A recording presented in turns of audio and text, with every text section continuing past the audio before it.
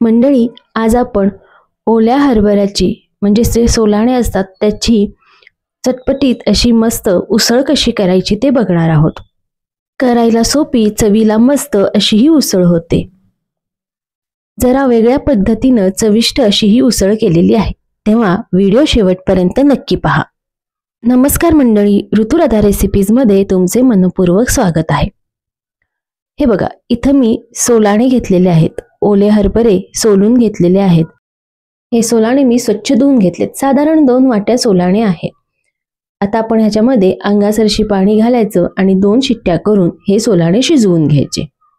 शिजवताना यामध्ये आपण थोडंसं मीठ घालूया, म्हणजे सोलाणे चवीला छान लागतात।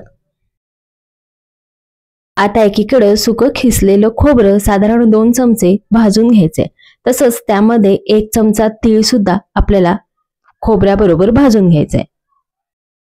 हे बघा, खोबरं आणि तीळ लालसर होईपर्यंत भाजून घ्यायचं। आता तीळ टाकताना व्हिडिओ शूट झालेला नाहीये, पण आम्ही 1 चमचा तीळ यामध्ये खोबरं साधारण जरा लालसर झाल्यावर घातलेले आहे। आता हे मिश्रण थोडं गार झाल्यावर खलबत्त्यामध्ये कुटून घ्यायचंय। तुम्ही मिक्सर मधनं सुद्धा बारीक करू शकता। आता यामध्येच 5 ते 6 लसणाच्या पाकळ्या घालून त्या सुद्धा आपण ठेचून घेऊया। हे बघा, आपला हा कोरडा मसाला तयार झालेला आहे। मसाला तयार झालेला आहे। एकीकडे आपले सोलाणे सुद्धा व्यवस्थित शिजलेले आहेत, अगदी बोट चेपी असे हे शिजलेले आहेत। 2 शिट्ट्यांमध्ये व्यवस्थित सोलाणे शिजून होतात। आता आपण उसळ करायला घेऊ। त्यासाठी मी 1-1.5 चमचा तेल गरम केलं, त्यात मोहरी घातली। मोहरी तडतडल्यावर पाव चमचा हळद, पाव चमचा हिंग आणि 4-5 कढीपत्त्याची पानं घातली।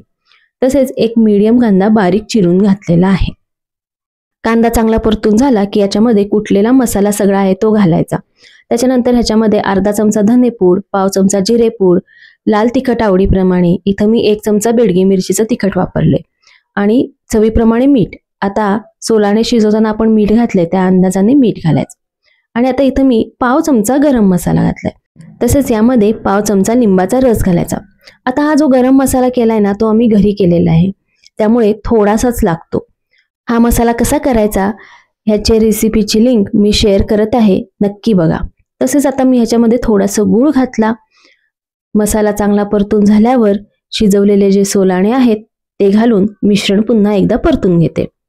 थोडीशी भाजी मला कोरडी वाटते, त्यामुळे सोलाणे शिजवलेलं जे पाणी आहे ना तेच घालून पुन्हा एकदा मिश्रण आपण परतून घेऊया।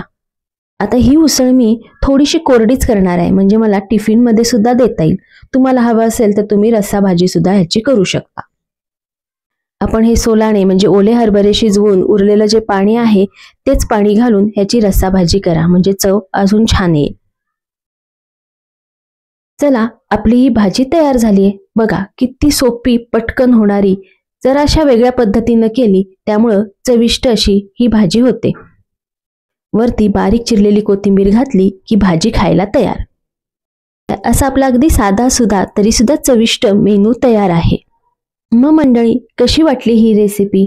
आवडली असेल तर व्हिडिओला नक्की लाईक करा आणि कमेंट करून आम्हाला सांगा।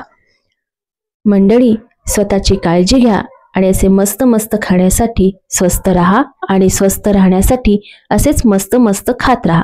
त्यासाठी आमचे चॅनल सबस्क्राईब करा, कारण अशा मस्त मस्त रेसिपी बरोबर जुन्या पारंपरिक रेसिपी आम्ही आमच्या चॅनलवर नेहमीच दाखवत असतो।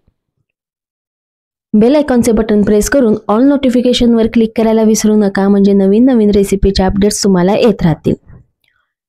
ही रेसिपी शेवटपर्यंत बघितल्याबद्दल धन्यवाद।